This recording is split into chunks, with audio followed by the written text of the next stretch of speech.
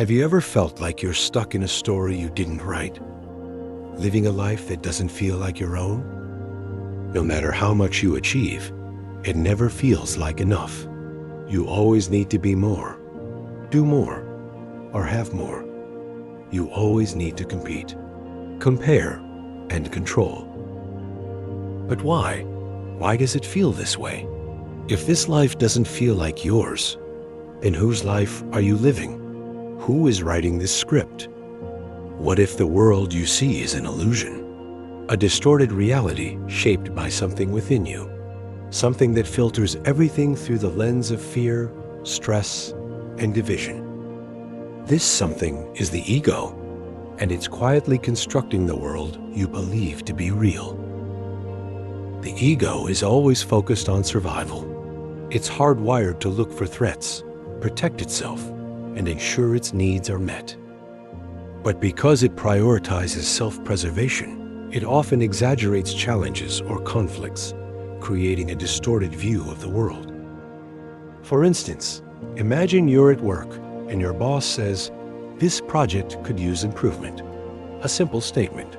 But the ego, always on high alert, turns it into a personal attack. I'm not good enough. They don't value me. Or even, I'll lose my job. Suddenly, you're flooded with defensiveness, anxiety, or resentment, not because of what was said, but because of the ego's interpretation.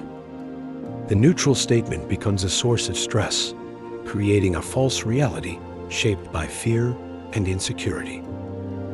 Beyond protecting itself, the ego craves distinction. It thrives on separation. I am here, and they are there. I am this, and they are that. To feel secure, the ego constantly compares. I need to be better than them. I need to have more than they do. This relentless need for distinction traps you in an endless cycle, proving your worth, seeking approval, and defending your identity. For instance, you scroll through social media and see a friend's vacation photos or their promotion announcement. Instead of feeling happy for them, the ego says, "Look at them and look at you. You're falling behind." Or, "Why isn't your life so exciting?" Suddenly, their joy feels like your failure, and their success becomes a threat to your worth. But the ego doesn't just distort your thoughts, it shapes the entire world you see. Today, the ego has more tools than ever to strengthen itself. Algorithms keep you in a loop of endless comparisons. Daily news amplify your fears and show you danger at every corner.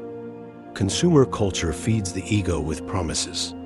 Buy this, and then you'll be enough, and then you will be happy.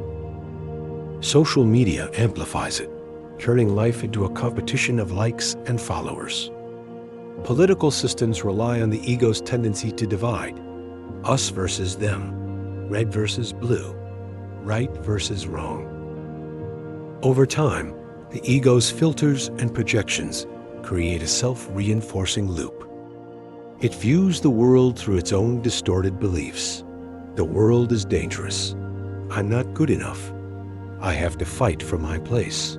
And then reacts as if those beliefs are absolute truths. These reactions shape your behaviors, which in turn strengthen the very systems that fuel the illusion.